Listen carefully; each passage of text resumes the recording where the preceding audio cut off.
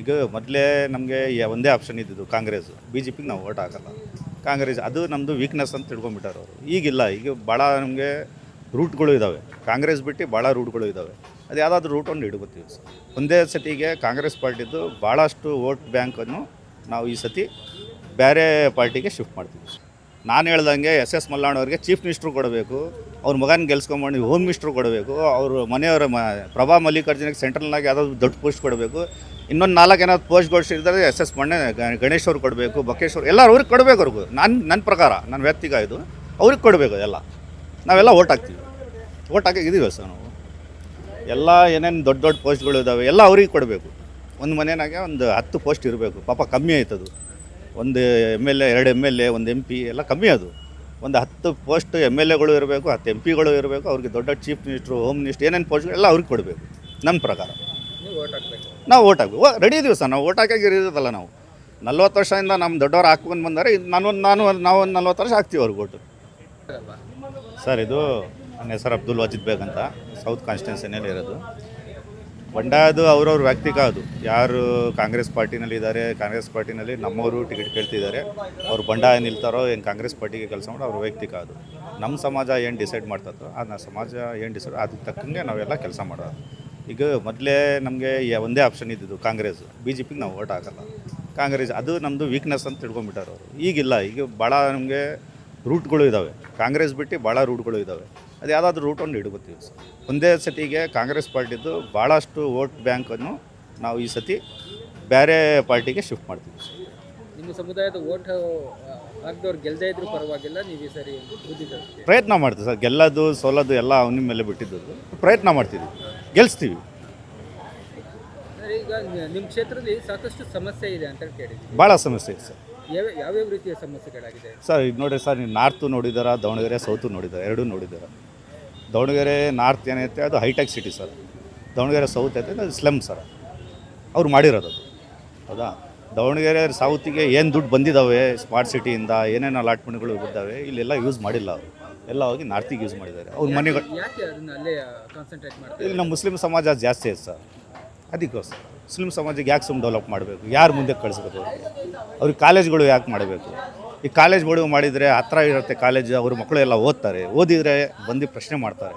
ಆ ಪ್ರಶ್ನೆನೇ ಬೇಡ ಅಲ್ಲ, ಓದ್ಸೋದೇ ಬೇಡ. ಅದು ಅವ್ರಿಗೆ ನೆಲ ಸಮಾನ ಮಾಡಬೇಕು. ಅಲ್ಲ, ನೀವು ಹೇಗಿದ್ರು ಓಟ್ ಹಾಕ್ತೀರಾ ಅನ್ನೋ ಒಂದು ಆಪ್ಷನ್ ಇಲ್ಲಲ್ಲ ಸರ್ ನಮಗೆ. ಕಾಂಗ್ರೆಸ್ ಬಿಟ್ಟು ಬೇರೆ ಆಪ್ಷನ್ ಇಲ್ಲ ಅಂತ ಅವ್ರು ತಿಳ್ಕೊಂಡಿದ್ದಾರೆ. ಕರೆಕ್ಟ್, ಅದು ಆಪ್ಷನ್ ಇದ್ದಿಲ್ಲ ನಮಗೆ. ಈಗ ಆಪ್ಷನ್ ಇದೆ ಸರ್, ಭಾಳ ಆಪ್ಷನ್ಗಳು ಇದ್ದಾವೆ. ಕಾಂಗ್ರೆಸ್ ಬಿಟ್ಟು ಭಾಳ ಆಪ್ಷನ್ ಇದ್ದಾವೆ. ಅದು ಈ ಸತಿ JDS ಇತ್ತು, JDS ಈಗಿಲ್ಲ.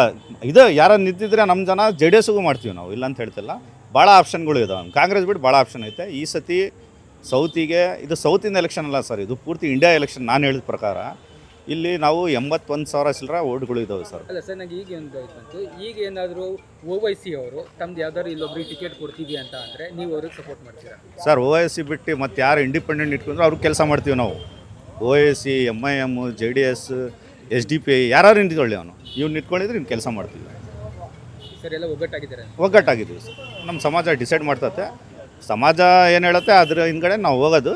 ಬಟ್ ಈ ಸತಿ ಏನಾಯ್ತು ಅಂತ ಹೇಳಿದ್ರೆ ಮನಸ್ಸಿನಲ್ಲಿ ಭಾಳ ಬೇಜಾರಾಯ್ತು ಸರ್. ಕಾಂಗ್ರೆಸ್ ಪಾರ್ಟಿನಲ್ಲಿ ಭಾಳ ಬೇಜಾರು, ಅವ್ರು ಮಾಡಿದ ಕೆಲಸಕ್ಕೆ ಭಾಳ ಬೇಜಾರು. ಈಗ ಅವ್ರ ಕುಟುಂಬಕ್ಕಿರೋದು ಒಂದು ಹೆದರಿಕೆ ಏನು ಅಂತಂದರೆ, ಒಂದು ಸರಿ ಮುಸ್ಲಿಂ ಸಮುದಾಯಕ್ಕೆ ಟಿಕೆಟ್ ಅಂತ ಕೊಟ್ಬಿಟ್ರೆ ಮತ್ತು ಅದು ವಾಪಸ್ ಕೇಳೋಕ್ಕಾಗೋದಿಲ್ಲ. ಅವ್ರು ನೆಕ್ಸ್ಟ್ ಕಂಟಿನ್ಯೂ ಆಗ್ತಾರೆ. ನಮ್ಮ ಕುಟುಂಬದ ಹಿಡಿತ ತಪ್ಪುತ್ತೆ ಅಂತ ಹೆದರಿಕೆ ಇರ್ಬೋದು. Correct sir. ಅದಕ್ಕಾಗಿ ಅವರು ನಿಮ್ಗೆ ಕೊಡೋದಕ್ಕೆ ಬಿಡ್ತಾ ಇಲ್ಲ. ನೀವೇನು? ಅದೇ ಸರ್, ಅದು ಕರೆಕ್ಟ್, ನೀವು ಹೇಳ್ತಿರೋದು ಕರೆಕ್ಟ್ ಸರ್. ನಾರ್ತ್ನಲ್ಲಿ SS ಮಲ್ಲಾಣ್ ಅವರು ಈ ಸತಿ ಗೆಲ್ಲಲ್ಲ. ಅದು ಮುಂದಿನ ಸತಿನೂ ಸೋಲಿದ್ದಾರೆ. ಅವರಿಗೆ ಮುಸ್ಲಿಂ ಜನ ಎಲ್ಲಿದ್ದಾರೆ ಅಲ್ಲೇ ಗೆಲ್ಲದವರು. ಅವ್ರಿಗೂ ಗೊತ್ತೈತೆ, ಅದು ನಿಮಗೂ ಗೊತ್ತೈತೆ. ಅದಕ್ಕೆ ಇಲ್ಲಿ ಮುಸ್ಲಿಂ ಸಮುದಾಯ ಭಾಳ ಜಾಸ್ತಿ ಐತಲ್ಲ, ಇಲ್ಲೇ ನಾವು ಸೀಟ್ ಸೆಕ್ಯೂರ್ ಮಾಡ್ಕೊಳೋಣ. ಈ ಸತಿ ಮಗನಿಗೆ ನಿಲ್ಸೋಣ, ಮುಂದಿನ ಸತಿ ನಾನು ನಿಲ್ಲೋಣ ಅಂತ ಏನಾದರೂ ಇರ್ಬೋದು ಅವ್ರದ್ದು. ಬಟ್ ಈ ಸೀಟ್ ಬಿಡಲ್ಲ ನಾವು. ಮುಂದಿನ ಸರಿ ನಾರ್ತಿಗೆ ಏನಾದ್ರು ಮುಸ್ಲಿಮರಿಗೆ ಕೊಡ್ತಾರೆ ಸರ್? ಈಗಲೇ ಕೊಡ್ತಿಲ್ಲಲ್ಲ ಸರ್. SS ಅಲ್ಲ ಸರ್, ಈಗಲೇ ಶಾಮನು ಶಿವಶಂಕರಪ್ಪ ಅವರು ಹೇಳೋಗಿದ್ದಾರೆ, ಈ ಸತಿ ನಾನು ಲಾರ್ಜ್ ಎಲೆಕ್ಷನ್, ನೆಕ್ಸ್ಟ್ ಸತಿ ನಾನು ಅಲ್ಪಸಂಖ್ಯಾತರಿಗೆ ಟಿಕೆಟನ್ನು ಕೊಡಿಸಿ ನಾನೇ ಗೆಲ್ಸ್ಕೊಂಡ್ಬರ್ತೀನಿ ಅಂತ ಅವ್ರು ಹೇಳಿದ್ದಾರೆ. ಈಗ ಪ್ರೂಫ್ ಕೇಳಿದರೆ, ಪ್ರೂಫ್ ಏನಂತ ಹೇಳಿದರೆ 40 ವರ್ಷದಿಂದ ಅವ್ರಿಗೆ ಓಟ್ ಆಗಿದಾರಲ್ಲ ಮುಸ್ಲಿಂ ಜನ, ಅದೇ ಪ್ರೂಫ್ ಅವ್ರಿಗೆ. 40 ವರ್ಷದಿಂದ ಕಣ್ಣು ಮುಚ್ಕೊಂಡು SS ಫ್ಯಾಮಿಲಿಗೆ ನಾವು ಟಿಕೆಟ್ ಕೊಟ್ಟಿವಲ್ಲ, ಅದೇ ಪ್ರೂಫು. ಈಗ SS ಸಮರ್ಥಿಗೆ ಎಷ್ಟು ವರ್ಷ ಸರ್? 25 ವರ್ಷ. ನಮ್ಮ ಕಡೆಯಿಂದ ಯಾರು ಟಿಕೆಟ್ ಕೇಳ್ತಿದ್ದಾರೆ? ಸಾದಿಕ್ ಪಲಾನ್ ಅವ್ರು ಕೇಳ್ತಿದ್ದಾರೆ, ಜಬ್ಬಾರ್ ಸಾಬ್ ಅವ್ರು ಕೇಳ್ತಿದ್ದಾರೆ. ಅವ್ರಿಗೆ ಎಷ್ಟು ವರ್ಷ? ಸರ್ ಸಮರ್ಥಿಗೆ 25 ವರ್ಷ ಐತೆ. ಅವರು ಕಾಂಗ್ರೆಸ್ ಪಾರ್ಟಿಗೆ ಕೆಲಸ ಮಾಡಿರೋದು 40 ವರ್ಷ ಐತೆ. 40 ವರ್ಷದಿಂದ ಕಾಂಗ್ರೆಸ್ ಪಾರ್ಟಿಗೆ ದಿನ ರಾತ್ರಿ ದುಡ್ದವರು ಅವರು. ಇವರು 25 ವರ್ಷದ ಹುಡುಗನ ತಗೊಂಬಂದು 3 ತಿಂಗಳಿಂದ ಕ್ಯಾನ್ವಾಸಿಂಗ್ ಮಾಡ್ತಿದ್ದಾನೆ ಅವನು. ಅವನಿಗೆ ಟಿಕೆಟ್ ಕೊಡ್ತಾನೆ, ನೀವೇನು ತಿಳ್ಕೊತೀರಾ? ಈಗ ಅವರು ಪ್ರಭಾ ಮಲ್ಲಿಕಾರ್ಜುನ್ ಇನ್ನೊಂದು ಮಾತಾಡಿ ಯುವಕರಿಗೂ ರಾಜಕೀಯಕ್ಕೆ ಬರಬೇಕು ಅಂತ ಹೇಳಿ. ಹ್ಞೂ ಸರ್. ಅಂದರೆ ಯುವಕರು ಅಂತ ಅವ್ರ ಬಂದ ಫ್ಯಾಮಿಲಿ ಯುವಕರು ಮಾತ್ರನೇ ಬರಬೇಕು. ಮತ್ತು ನಾವೆಲ್ಲ ಸರ್ ಯುವಕರು, ನಾವೆಲ್ಲ ಬಡವರು ಬಗ್ರವರು ಎಲ್ಲರೂ ದುಡಿಯೋರು, ದುಡ್ಡಿದ್ದವರು ಯುವಕರು. ಅವರು ತಪ್ಪು ತಿಳ್ಕೊಂಡವರು, ನೀವೆಲ್ಲ ತಪ್ಪು ತಿಳ್ಕೊಂಡಿದ್ದೀರಾ. ದುಡ್ಡಿದ್ದವರು ಪ್ರಭಾವ ಇರಬೇಕು,